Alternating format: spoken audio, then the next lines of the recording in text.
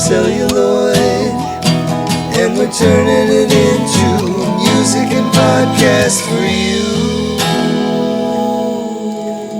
Welcome, everyone, to another episode of We Came From Celluloid. I am Nicky P here, as always, with Brian Pritchard.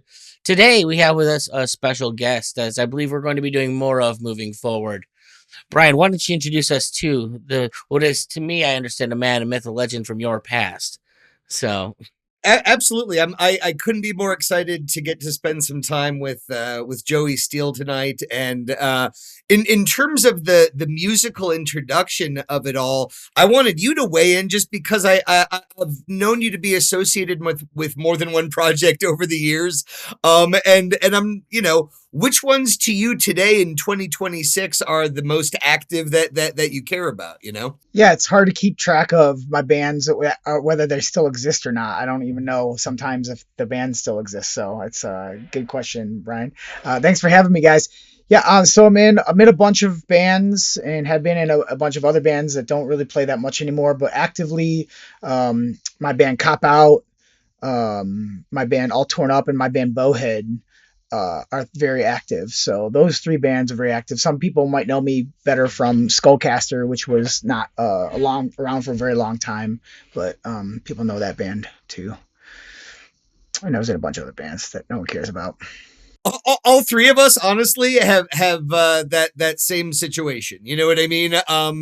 And I could rattle off 10 or more projects that I've performed on stage under some, variation. I know that to be true of Nick as well. And I think I'm actually up to 31. Fair enough. Then you maybe genuinely have us all beat. I would joke around for years that it's sort of the whoever's available band. You know what I mean? That I'll start with booking a show and then kind of backpedal into like figuring out which act, can even be assembled for the project, But no, I knew you at a point in time where I was having my foundation as a young man and as a young musician, that the very first band that I played in when I was 13, 14, 15 years old. We went by Nosferatu. We went by Drop, right? And you were writing lyrics. You were front and center. I knew you to be very interested in being in bands and being part of that world. And again, obviously writing lyrics even at that point in your life. And the only stage time I remember was seeing you. You came up and did the Tom Jones cover with us, I think at least once or twice. But when did you first actually? What was the first band? You know what I mean? And how did your more direct, musical endeavors really kick off? God, I think that I forgot that those Nosferatu practices. I think I wrote a song. I think I just remembered the song name. I think it was called Lost Monkeys. In high school with you guys, and my God, I just forgot. I think my hearing, by the way, on my left side of my head still doesn't quite work that well because of Nosferatu practice at your house. My hearing is still fucked up from those days. I'm very pleased to hear that. It's left an indelible mark on my mentality. Well, I mean, our mutual friend Mike Salisbury and Mike was in a bunch of bands. King was a great band, a Cleveland band. But he was in a bunch of bands. Mike and I tried to be in bands together for a while, and like we had written some songs and it never really manifested in anything. But after I left high school, I went to college and got really involved in political work. So it sort of went down that realm, and I had a bunch of friends, and we sort of like were mixing around in college with doing music all the time, but it also never really quite manifested. And then I came to New York. I was moved to New York for the political stuff in 2003, I think, and quickly got thrown out of the organization that I was in that moved me to New York. And the first thing I did after I left the organization, I was never allowed to start bands in the organization I was in. I was specifically not permitted. So as soon as I was thrown out, my first activity was to try to find a thrash band. I initially tried to find a thrash band to get down with on Craigslist. I went to some practices and they were not interested in my vocal efforts. And so I found the guys who eventually became All Torn Up. And so All Torn Up has been basically almost 20 years of us playing together. 20 something years almost. I think 20 years. Yeah, 20 years this year.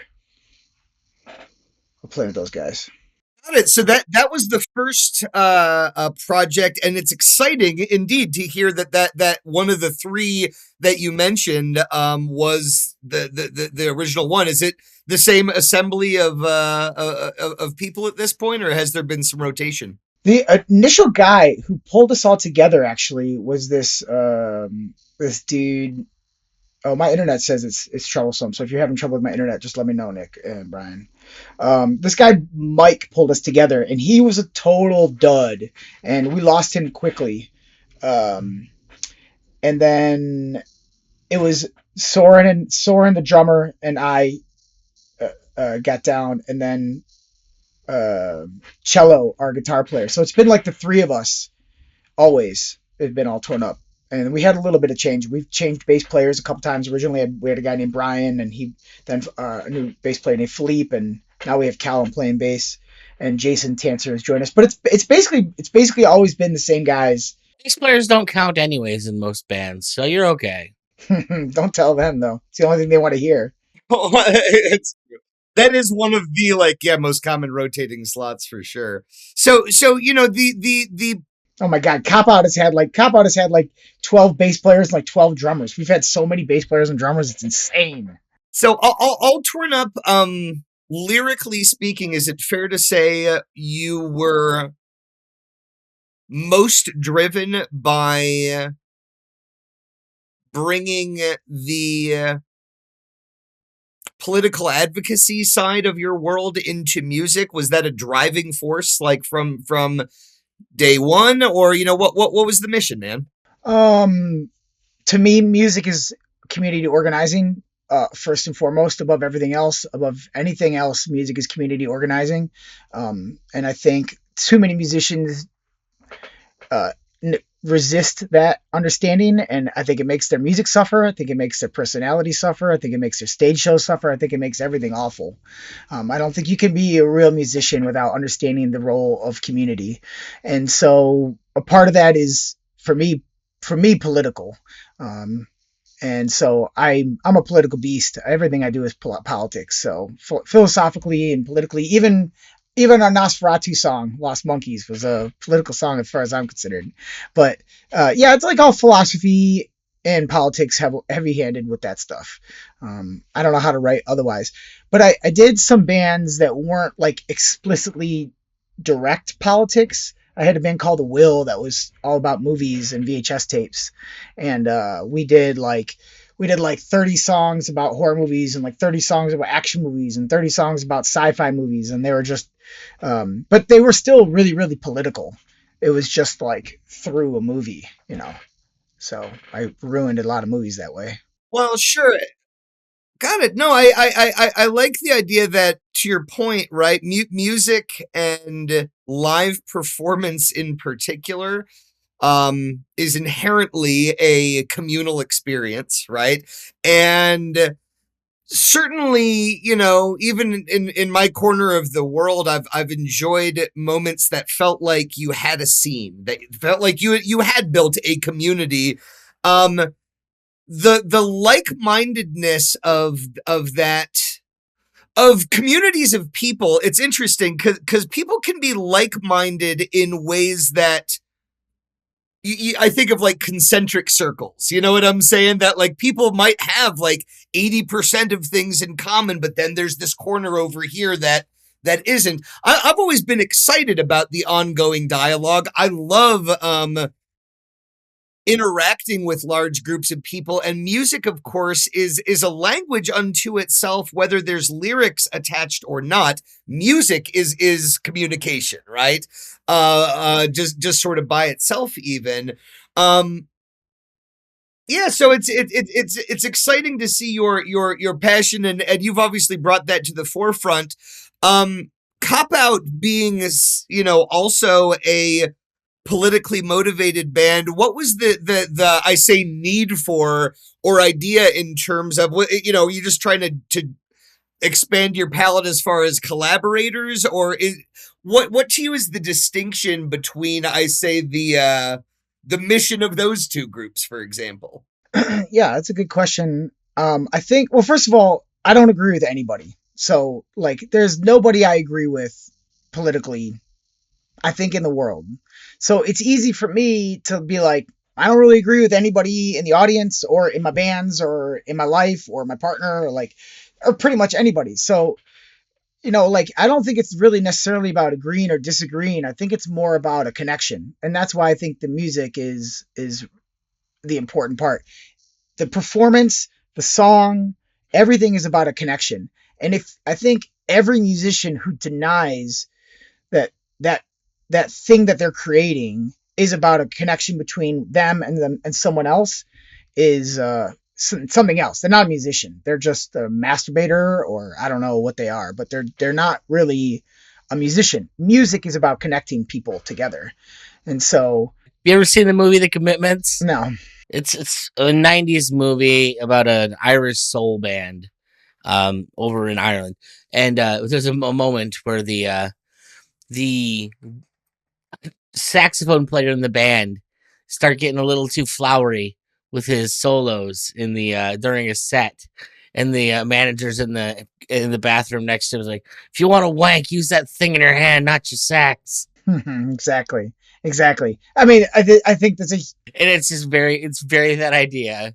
I think there's so much music that's just about like, look at me, and that's cool. That's interesting art or whatever, and that could be put on a wall. That's not music to me. That's not a connection to me. That's about a connection.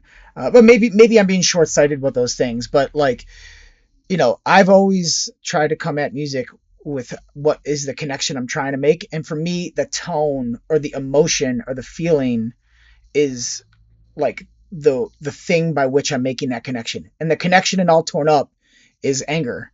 I was angry and I wanted to connect with other people about their anger. So the performances are angry.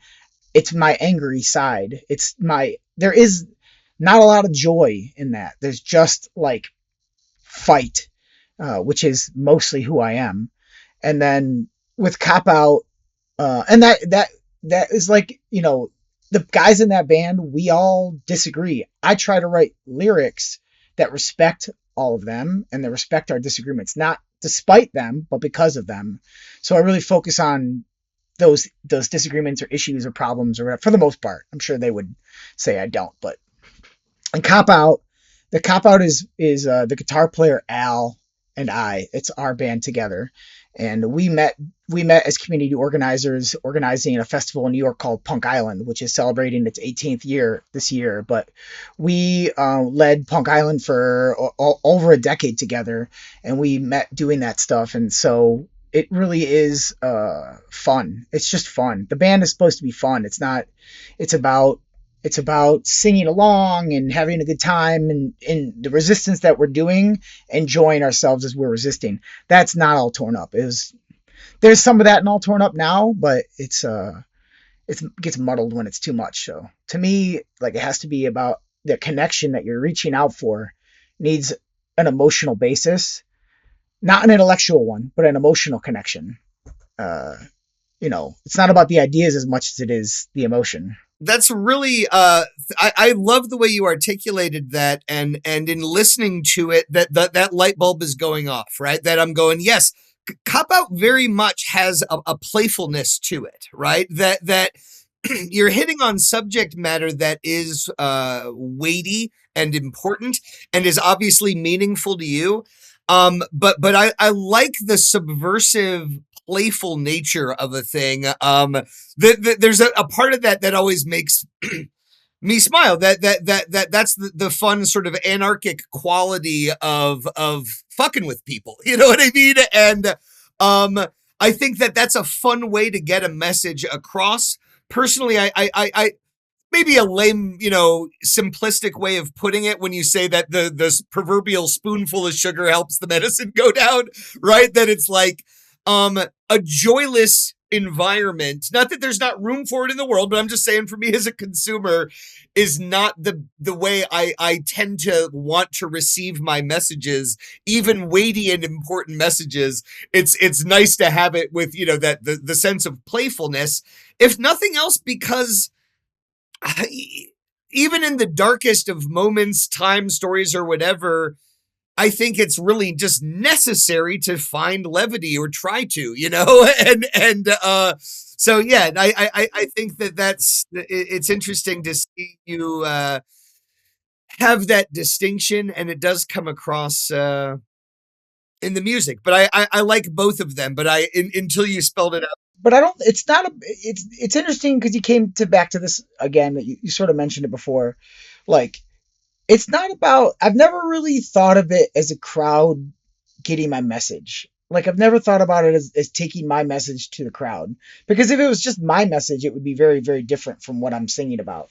It's about, like, creating something together. So it's about, like, meeting somewhere in the middle and it's about, like, going somewhere together. And, like, maybe I'm, like, partially, leading that direction. But I want to move together, like not necessarily physically, but like emotionally, intellectually, socially, whatever. I want to like move with the crowd, whether they're listening to the music or at a show. I want to move with them.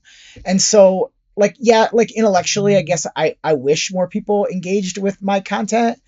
But I don't think I'm writing like particularly cerebral concepts. I think it's more about like in All Torn Up, it was about a fight. Like, I want to fight. I want to fight you. I want to fight in this room. I want to fight outside this room. I just want to fight. And in Cop Out, it's more like, hey, we're doing this together. We're out here changing the world together. We're in this space together as like freaks or whatever we are from this society that we don't really want to be part of. And like, let's have fun and feel good while we do it. And it's just a different desire of connection, you know, to move somewhere different. But I think it's interesting that you kept saying like getting people to get my ideas. I think a lot of people probably do see what I do is that way. Well, no, I guess to me, what I'm looking at is that there is somewhat of a distinction. I was thinking about it earlier, even with like a band like System of a Down or Rage Against the Machine, or groups that like System of a Down, when they play now, they play stadiums, right? And so you got to assume statistically, there's no fucking way that they're playing to a stadium full of people that ideologically are aligned with their values. It is absolutely out of the question, right? And so it's interesting. As a band, they're not even aligned on their values. Yeah, exactly. Oh, yeah, amongst themselves.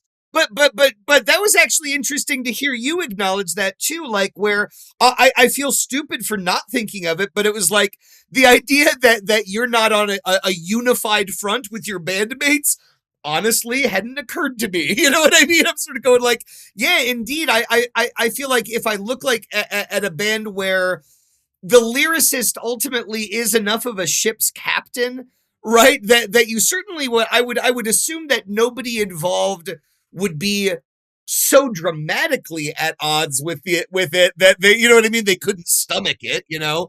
But it's interesting that you're right, Brian. So I've gotta call bullshit on this one, because I've been in the band with a room with us as a band, and I know how you and GBB and Noel and Connor all feel, and I've definitely had moments where I wanted to walk out of there, man, I want to beat the shit out of all those fucking assholes. When we're talking about political views, yes. I'm like shit. But I don't. But because I don't put.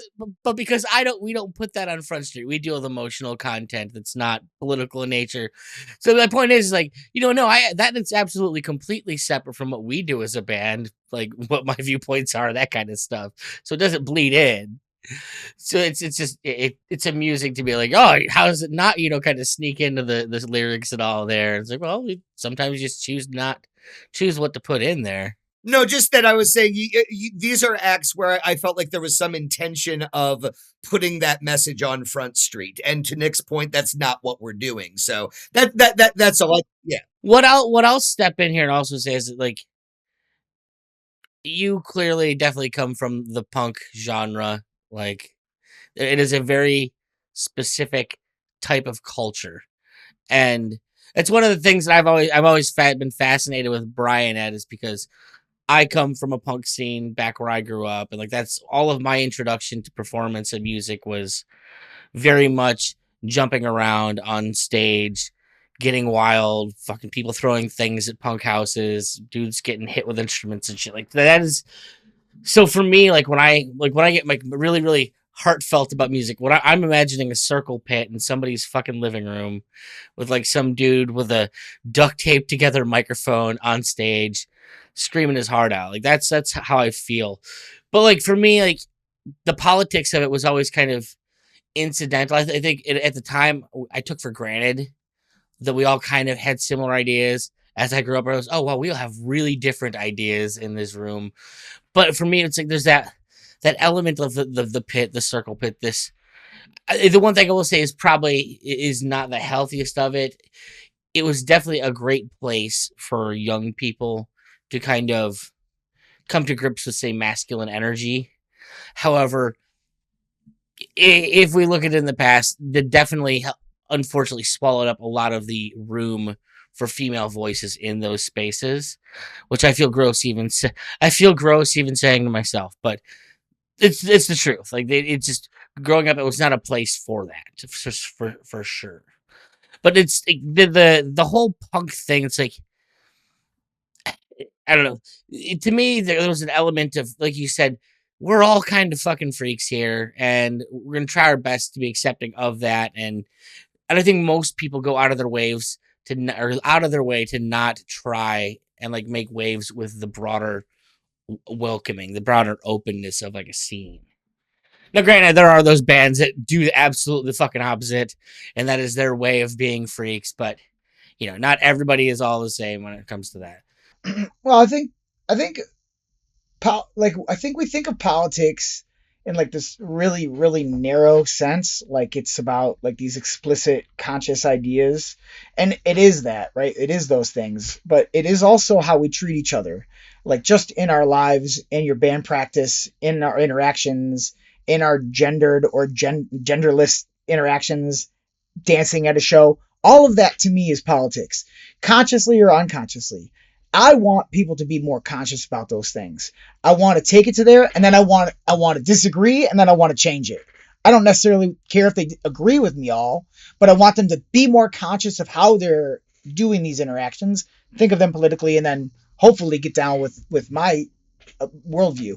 I accept that is almost certainly never going to happen, even with the people I most care about in the world. But I think like when you talk about in band practice, like you're disagreeing with your bandmates and you want to get in fights, I fucking totally appreciate that. I broke my hands a million times at all tone up practices early on, just because it was so frustrating figuring out how to communicate with someone who disagrees with you so much. And like when we started all torn up, we didn't know each other at all. We had never met. So like it was very difficult to figure out how to interact and write these like complicated concepts and stuff. But whatever. All I'm saying is I think like punk or whatever scene anyone's in, there are politics, and people do agree politically with the vast majority of people they're around, just as a subculture or whatever. And so I think just trying to be more conscious of those things and see that those connections that you have with other people are political, and what it is based on is healthy, even if it is, I think, probably wrong. But whatever, who gives a shit what I think? The idea of having influence on your environment, right? In all of your interactions, that resonates very strongly with me, right? And so the idea that in how you move through the world, how you move through environments, in your daily life, it does involve those choices of politics, as you say. I'm tracking that. I feel like what you're describing there. And it's interesting because as you're saying that, I'm going, inside my creative expression, in songwriting, even though I'm using music as opposed to words, right? When something is only existing as an instrumental piece, that intention is still there. You know what I mean? That it is still wanting to get through to people and wanting to produce a reaction still, and sensitivity and thoughtfulness, and all of those things that are part of, you know, what I want to broadcast in my interactions moving through the world. Absolutely is there inside what is being communicated and written, just even on a musical level, that there is this anticipation and hope of forming that bond, forming that relationship, and having that dialogue with people, right? And even again, to the other side of what we discuss on artistic expression on the movie side, I think that's what things can do on that side too. Is it's amazing when anything that we create can resonate emotionally and stir things up inside people. And whether that's sort of waking them up to, I don't know, like looking at things a different way. I think that can happen in a purely emotional way that's hard to articulate. Just as you were talking about, like, yeah, the lyrics aren't always necessarily cerebral in terms of like explicitly being like, this is my treatise on this concept. You know what I mean? There is something sometimes. Yeah. Sometimes even as specifics as lyrics are being, there's also something open to interpretation still, and something that's about just pure feeling, even inside, you know, the words. So I do appreciate that. Well, that it explains his feelings on propaganda if he hates explicit like treatises on politics. Because yeah, some of their stuff is just straight that. And I think that there's a huge pull in punk that wants that, and I think there's a huge pull in punk that hates my bands because we don't do that. And so like I think that a lot of people don't understand what we're trying to do because they want us to be like, go out and like do a sloganeer. I'm like, this is fucking boring. Like, you're gonna connect with my slogan? That's so fucking boring. Like, I've done slogans for years. I go to protests and stand on a cop car and do a slogan. That's a lot of fun, but that's not what a concert is. You said the thing in there.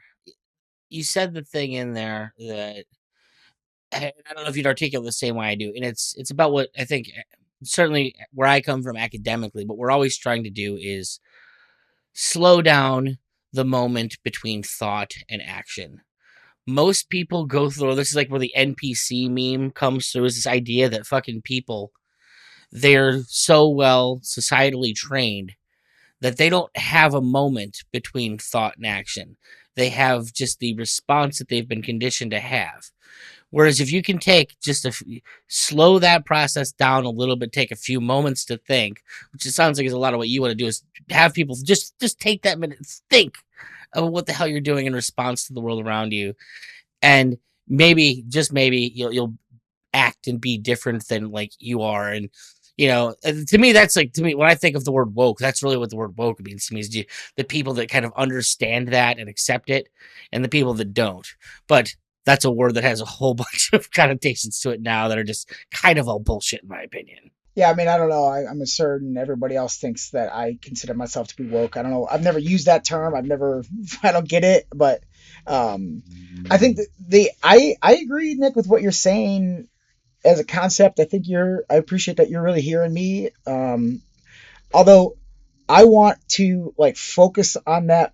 You said the moment between thought and action. I want to like focus on that, and like I live my life in that, but I don't want to slow down. I want to like take a metaphorical handful of meth and then think about that moment between thought and action. Like, I want to speed up as fast as humanly possible and like just slam our faces as fast as possible into a brick wall.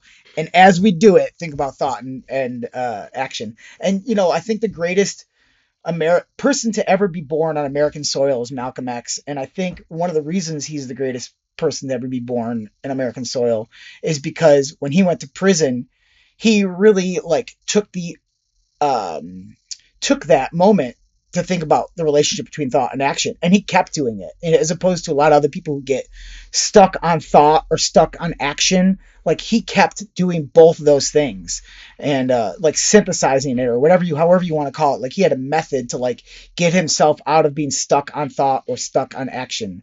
And every All Torn Up record has always had a Malcolm X quote on it because of that. I think that his method is great. I love him if for no other reason than he, in my opinion, can't cleanly be adopted by either side. Like, his politics were never explicitly right wing or left wing. There's parts of them that I think appeal to both sides at times, for sure. And to me, it's the part of the messy nature of politics. Like, I hate the idea of like a middle ground, because like, I guess I would be more of an anti-politics person where I stand politically. So it's like the idea of kind of throwing a monkey wrench into what everybody holds sacred is kind of fun, or feels valuable to me. It's something that really pushes people to have to fucking think. Monkey wrenching, it was an explicitly anarchist concept. I think Edward Abbey wrote a book about it. So there's a whole lot of political workings dealing with monkey wrenching, but like also Malcolm X. I think he was a complicated force, and I think he's whatever. I think the main thing to think of in terms of what we're talking about is like he was forced in a situation where he had to he reflected on that moment between thought and action and made a difference, made a change. And I think that's what we all need to be doing more. And I think as community organizers, as musicians, I think it's important for us to reflect on how our songs connect with people, and either of those things, how it pushes them to move, hopefully pushes them to move. Otherwise, our music's probably putting us to sleep, which isn't very encouraging. And then, like how it also encourages us to at least feel, because that's what music is. It's really just feelings to me. So if we're not thinking about what we're doing, all those things, it's probably pretty bad. I don't know. Maybe I'm wrong. But yeah, I mean that. Oh, I get that, man. That reflection with thought and action is super good. Yeah. Not to make too much of like an abrupt right turn or whatever, but I did want to also, just because I'm curious, touch on the movie side. That was another part of our early interactions, was bonding over film. I was an aspiring filmmaker. I was making movies. You were you were easily the most amazing raw talent improv artist on screen that I ever worked with, right? Yes, yeah, you were amazing, an amazingly talented entertainer. But I remember watching movies. I remember watching stuff like Doom Generation, and having sleepovers and watching movies with you. I'm curious how all that fits into your life. You're a very busy person. Do you watch movies for pleasure still? And how do you pick them when you make time for movies? Like, what's your agenda, so to speak, in 2026? How does film still fit into your world? That is, what a nice compliment, and Nick was also talking about how I came from a punk place, but Brian and I came from the same place, like musically and culturally, like geographically, we came from the same place, like I came mostly from metal. But movies had a far more bigger influence on my life. I mean, I wish I had talent so I could either sing soul music, which is what I really wish I could do, or make movies, which is also what I really wish I could do, but I don't have any talent, so I make punk music. It's the best I can do. But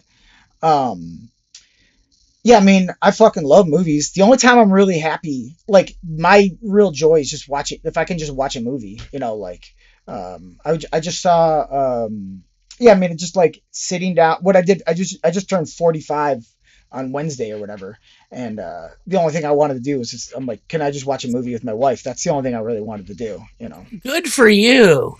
Yeah, and it was not Doom Generation. Your age isn't tracking, man. It was not Doom Generation. What a horrible movie. Did you, Brian? You have children, Nick. I don't know if you do or don't, but you didn't let your child watch Doom Generation, right? Like that. We should not have been watching that shit as a child. What was wrong with us? No, it's just so harsh in the last 10 minutes, right? It's otherwise actually kind of a cool indie film. And then it gets so brutal, heartbreakingly unnecessarily brutal in a way that Yeah, the Nazi sexual assault with a Virgin Mary doll. Like, yeah, that's brutal. Yeah, yeah. spoiler alert, bro. Yeah. I'm a terrible parent and have done everything I can to get my child to watch terrible things because I was watching terrible things too young. Like I was in 8th grade the first time I read The Dark Half by Stephen King, and have spent the rest of my life being way too early of an adopter to all of the weirdest shit in the world. I remember being in, I guess it was late middle school or early high school, and I don't know why my parents had just neglected me to the point of not watching the things that I was watching. It was in the middle of the night, and for some reason HBO was playing um was playing Night of the Living Dead, the remake, what's his name? Can't think. Tom Savini, yeah, Tom Savini remake.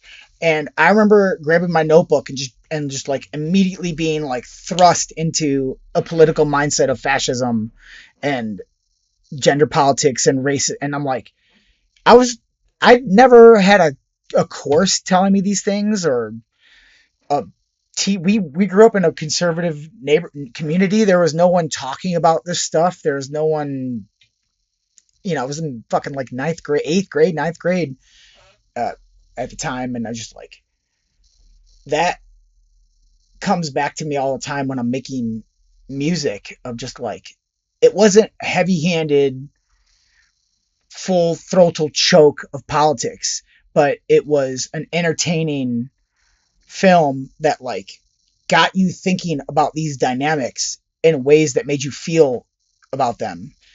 That was a transformative moment for me, like a consciously transformative moment for me, and I think I've carried it on throughout my work. I just think movies and art have moved me more than any like single political. I mean, I'm a communist, so I have read Mao, and Mao moves me, but he was a poet.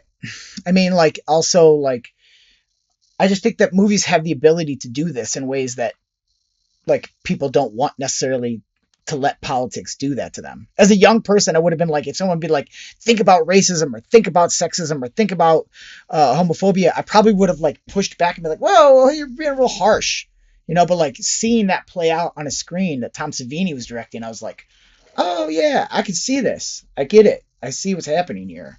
And it does feel weird. It does feel uncomfortable. More of a John Waters guy, but I get the idea. Well, but both of them, honestly, that really, again, that resonates very strongly. Night of the Living Dead is such a perfect somehow synthesis, and hearing that as a like a light bulb moment totally tracks. I was thinking about how indeed like Spike Lee's run of movies that were available at that same age, right? High school, middle school. You had Crooklyn, Mo Better Blues, Jungle Fever, right? Clockers. These were movies that were not the same as Boys in the Hood. You know what I'm saying? And Menace to Society, as far as from our little lily white suburb being some peek into normalization of Black culture. You know what I mean? Instead of this heightened bullshit, you know what I mean? And seeing something like Bamboozled in like 2000, and it was, again, like, you sit there and go like, oh my God, I live in a neighborhood where you still drive past lawn jockeys and I never clocked it. You know what I mean? Like that the Uncle Ben, Aunt Jemima of it all, I never clocked it, And so, again, things that turn me on to that, a movie like Brokeback Mountain, and go like, this is fucking genuinely moving. It was a punchline on you know what I mean? Like, morning radio shows and whatever that whole year. But it was a beautiful moving film. Right. Yeah, so I think of a lot of examples where storytelling has absolutely been a vehicle for compassion and sensitivity, while still being entertaining. And Nick and I have certainly talked about times where, even being a sensitive, liberal-minded person, there's shows where it really just comes down to if somebody is also like a talented storyteller or not, right? Like sometimes people are so clumsy and heavy-handed with it where they're using their characters as mouthpieces, right? For things where it's like, this doesn't feel real anymore. It doesn't feel like the way human beings talk to each other. It feels like somebody up on a soapbox, right? So it's interesting when artists manage to find and strike that right tone that allows them to be, again, coming full circles, kind of subversive, right? And Well, think about how people make what changes you've made in your life, right? Think about the times you've changed your mind about politics or I didn't grow up as a communist. I grew up in the same place Pritchard did. Like, we grew up in a conservative suburb of Cleveland. There was no politics around there. I didn't have any experience with politics. My parents didn't vote. If they did, they never talked about it. I had Mike DeWine probably on my grandma's thing at home. I remember her talking about how great he was as an American. None of it occurred to me, but like, what changed me was the music that I interacted with and the movies that I interacted with that exposed me to other ways of thinking and looking at things, until I got to the point where I wanted to look for new ideas myself. And like, yes, you can argue against someone, you can like change someone's mind through arguing, but how often does that happen for you? Right? Like, how often have you been sitting with someone and they argue against me? You're like, yeah, you know what? I was racist. Yes. And now I'm not. And thank you very much. Like, those moments have happened to me. I have been there and they've changed through those things. And I've also like seen things, like I did radical street politics for 10 years where I was on the street just arguing things. And I know that can change people's minds, because without it, I know it can change people's minds, but I don't think it's mainly the way people change their mind. I think mainly is by artists relating to you and talking about important, heavy things that they themselves have dealt with and that you can connect with them. And that is what happened to me. I think I want to push back in one way and say, I think there's an element of here that you perhaps over embellish. That's the idea of like, I think you put a lot of emphasis on the gravity, like the you keep using words. It's like the way that it made you feel, and I think a lot of that you've expressed yourself that a lot of where you came from emotionally is the anger and that kind of stuff. Whereas, like, why I prefer the politics of, say, a John Waters is because I just don't have the energy for the anger in my life. And for me, the tongue-in-cheek poking and like, let's make a joke about this, and like, let's kind of push the envelope as far as like what's acceptable. That's resonates more with me as far as like when we're trying to, but it's about sales. It's like, not every salesman represent or like, resonates with every person they're trying to sell an idea to. Like, everybody has the way that they need to be sold for the sale to go through, period. Like, that's why King and Malcolm X were very different guys, and they have their own people, because what they did resonated very differently with their audiences. I'm not sure if I understand what you mean by gravity of it. Like, these are different emotions. Like, you're connecting with John Waters. I don't know what emotion. I don't really like John Waters, so I'm not really sure what connect emotion. Well,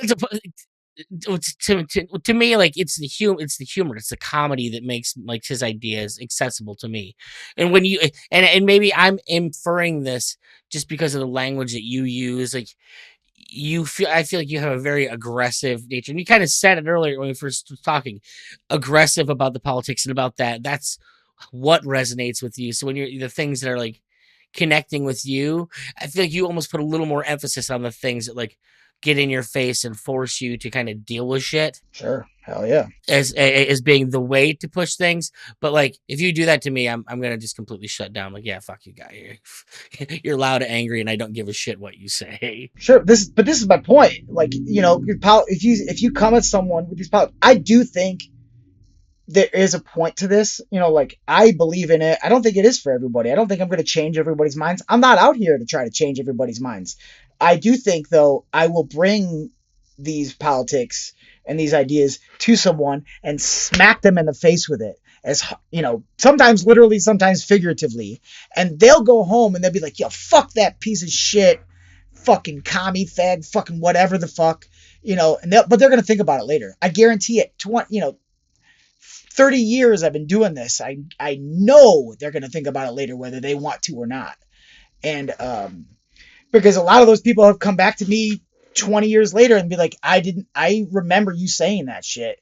And it stuck with me. I disagreed with you and called the cops on you and snitched on you or whatever else, but like stuck with me and you were right or whatever, or made me think. I know it can get people to think. So it's about like how to put it in your terms, Nick. How do you get people to slow down the moment between thought and action? How do you get them to get there? Do you use comedy, or do you punch them in the face, or what do you do in order to get them to get to that moment? Look, if I were any good at it, there'd be a few less communists in the world. Just say that. What does that mean? Well, listen, what I love is that I heard Joey touch on the idea of really both pieces of that, right? That even the things that you were referring to, Nick, I remember hearing in the context of an answer about the distinction between two projects, right? So even amongst the many bands, just those two are showing two different sides of that coin from my perspective, right? That you have all torn up, that gives you an opportunity to not only have your personal outlet, but the hope for, I think, all of us with our personal outlets is that you're not alone in the universe and it's going to resonate with some other people, right? That you've got a frequency that you're on. Some other people are going to resonate. You know what I mean? They're going to be on that resonant frequency. They're going to dial in and they're going to get it. And with Cop Out, you are absolutely taking that other side. It's like Cop Out is the to me, to use the metaphor of film, it is the John Waters of the two, right? Like that it is the one that is sitting there and saying, we're a community of freaks and weirdos, and isn't it fucking lovely, right? And anyway, I couldn't be more excited to we're gonna go on the road together, Bowhead and Puma Thurman, towards the end of this year. We're gonna do a run of shows, and I want it to be the first of many because I'm excited to be entering for the first time in my musical journey the touring years, because my kids are adults now. My daughter, as we record this, is graduating high school in a week. My son's a few years out, and so I feel like the world of possibilities are opening up.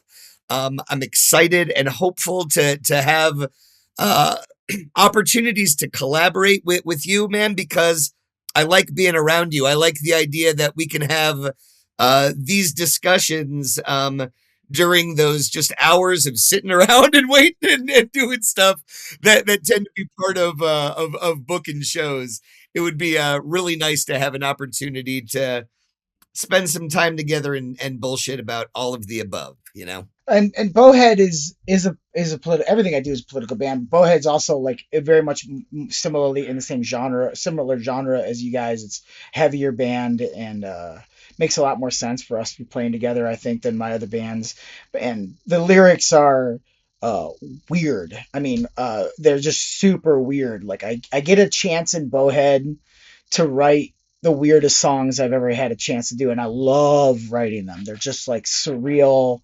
We have a song. Wow. There's a song about like a race of insects leaving their shelter from underneath a waterfall and moving to the hollow of a tree. Like that's the song. That's the entire song. There's a song about a conjoined conjoined twins getting in a car accident after taking a bunch of drugs, and one of them killing the other one and separating himself and running away. Like that's it. That's the whole song.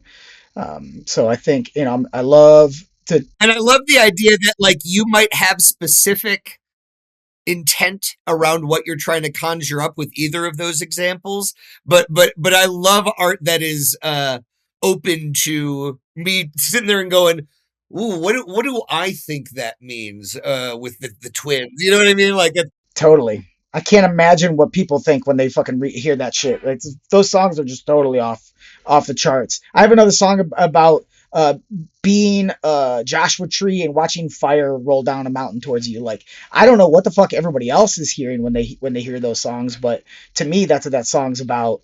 And I love to be able to just like explore those crazy feelings. I'm feeling that right. I'm feeling Joshua Tree right now. I'll say that much. Yeah. Whatever the hell you meant by it, I'm feeling it right now.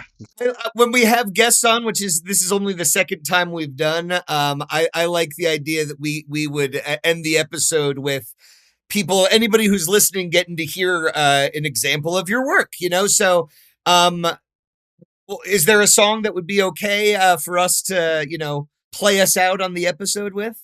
From Bowhead or anything? Oh yeah, well because that's what Nick's feeling. So we'll use The Burning, which was off of the last. I don't actually remember which release The Burning was off of. I think it was off the last Bowhead selection of songs. We recorded them in Brooklyn not too long ago. Fucking great experience. Got to work with like a really professional producer and.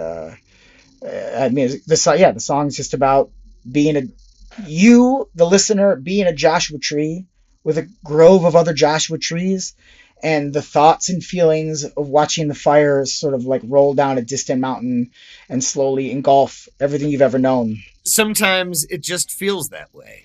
That's our whole being right now, for sure. Yeah. I love it. Dude, I'm excited. I'm so grateful for you taking the time to chat with us, and I'm really looking forward to it being an ongoing conversation. So thank you. Well, anytime, brother. I love you, Brian. I think the world of you, brother. So I'm down to chat with you anytime, any place. And I'm not sure if Nick wanted me to die early in the conversation, but other than that part, this was a delightful conversation. Oh no! If I wanted you to die, I could have stopped recording it at that point. Yeah, no. Totally. For me, I'm cherishing the idea that like Brian gets to see how much two anarchists can disagree about shit. Wait till you meet my bass player, which is always a lot. Yeah, fair enough. Yeah. Yeah, thanks for having me, guys. This is a pleasure. I love you very much, Brian. Anytime, homie. And we're turning it into music and podcast for you.